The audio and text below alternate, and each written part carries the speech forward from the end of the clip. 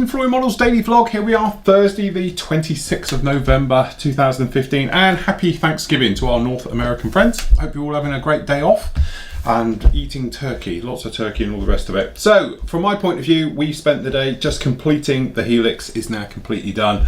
Obviously I talk about a lot about this during the actual build and all the rest of it, but I have to say I've totally fallen in love with this little guy. It was one of those things when I first saw the kit and we did the review of it back in the day, I think it was back in April or something. Didn't get too all excited about it. It is what it is. It's just a helicopter. Then obviously, you know, we put it up for the vote. You guys voted for it. That's why it's here and all the rest of it.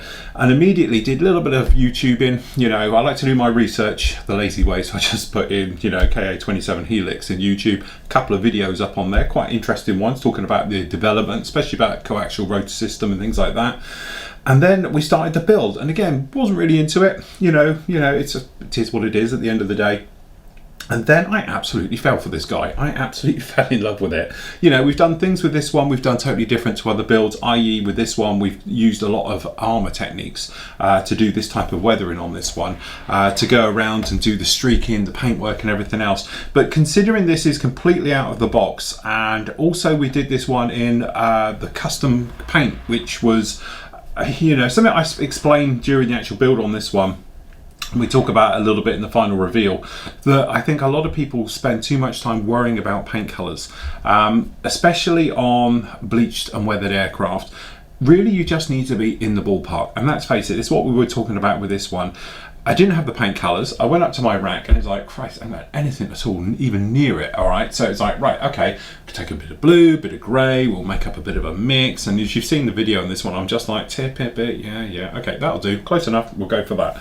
And amazingly, it paid off. But you only have to be in the ballpark of doing it, purely because when you're going to heavily weather, things are going to change. So from our point of view, and a couple of you have said that when you've seen the painting stage, yeah, not really exciting, it's just a light blue. And then obviously we put a flat coat over it, that killed it and made it extremely bleached. And then we've gone in with the weathering, which has really sort of brought it to life and got it going and everything else like that. But generally, where's the on-off thing? Here it is. Generally with this one, it's just a case of, right, okay, just let your imagination run riot.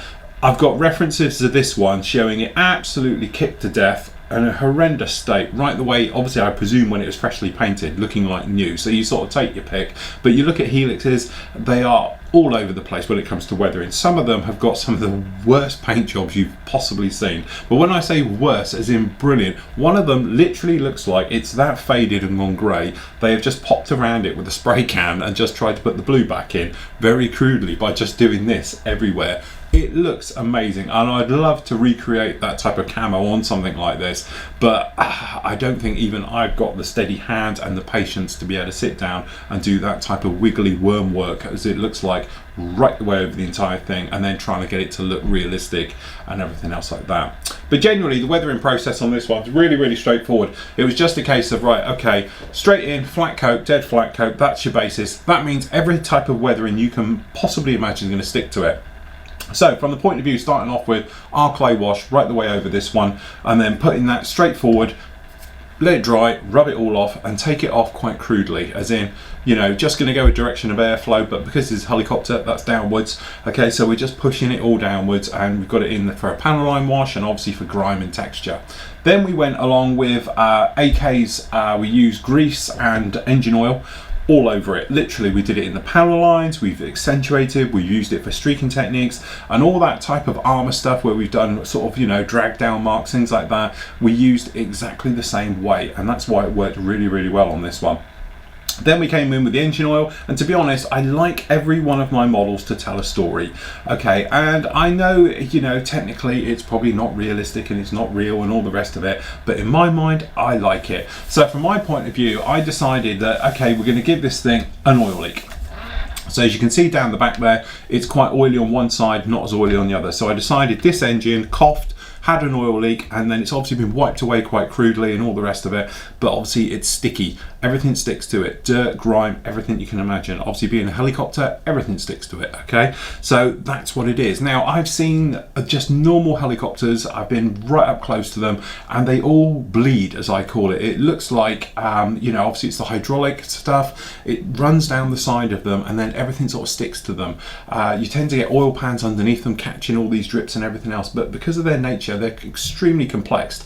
Everything needs to be oiled, lubed. There's a lot of hydraulics, there's a lot of obviously things moving around up there, and because it is all above, everything runs down the outside of them. So that's what I was trying to recreate. So by calling this one an oil leak, it's got a lot more damage, or not damage, but wear and tear going on down on that side compared to this side where it's basically quite clean. Okay, but that was the story, because I felt that this side, it was quite, you know, detailed. You got the rear door and all those things going on.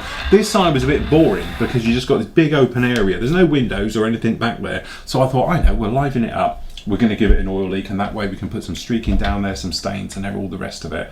And that's what I like to do. I like to be creativity and be creative with my models, to be able to let your imagination run flow and enjoy it, and everything to tell a story. So this particular one, it's had a hard life, you know, end of its cruise, something else like that. Perhaps it's just come back to the mainland off the ship, and then obviously it's just got dirt, grime all over it and all the rest of it. Had a hard life, needs a clean up and all the rest of it. So that's how I like it. And again, weathering should be to the modeler's taste. It shouldn't be what you see on the screen. It shouldn't be somebody else's model. It should be your personal thing. So the bit where you come along and you're happy how it is. Okay, perhaps you want to improve your techniques, your skills and all the rest of it. Give it a go, get it on there. And we explain with this one, the clay wash, no problem at all. You don't like it, wash it off, start again. The oils, because these are enamel based, you can just wipe them away, and it's not going to affect your paintwork because your paintwork is acrylic. Okay, and that's the great thing. You come along with your oils, or your enamels in this case, over the top, and just go over the enamel thinners and wipe it all off. Obviously don't dig at it because you're going to wear through it, but just from a point of view of wiping it away, you won't take your paint off, and that is the big thing. Then last up for this one, to be honest, put an old plug here, Flory pigments. So we used the dark earth, and we just went around to tone everything down. Now this is twofold. Oils take forever to dry, as we all know. If you give them a light dusting with the pigment, it will kill that, no problem.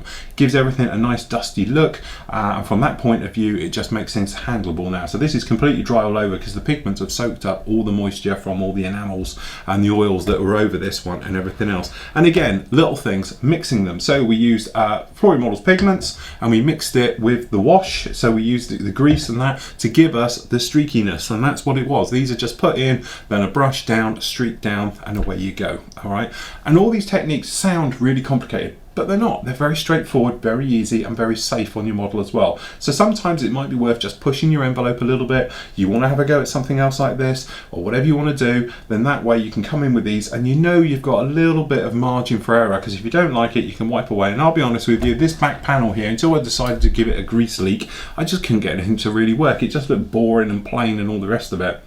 So I thought, right, okay, we're going to get in there and we're going to give it some greasiness. So we just mixed up some pigment with the enamel washes, flicked them on, and we were good to go, no problem at all. And it really worked for what I wanted it to be.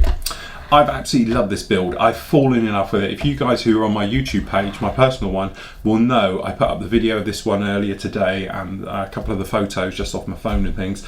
And it is, I have actually really sad that this one's come to an end. I was enjoying it for the last 3 or 4 days, really got on board with this one, and now he's done. I am so glad we did it. I'm glad you guys have made me do it, because if it was up to me, I would never build it. It's not my choice. Now I would go and build another one tomorrow. I absolutely thoroughly enjoyed it.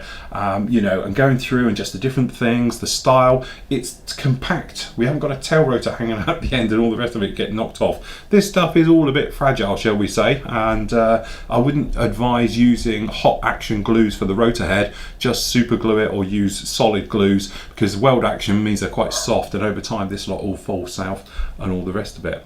So the next parts of this are going to be up on Monday, and then obviously again on Wednesday, and you can catch up with these. And in the meantime, we'll be pushing on with the Star Wars stuff. So that's really it from me. Tomorrow we got reviews for you. So what have we got tomorrow? We've got another Star Wars review, just keep everyone happy. So we got the Slave one up tomorrow. We've also got the Panthers.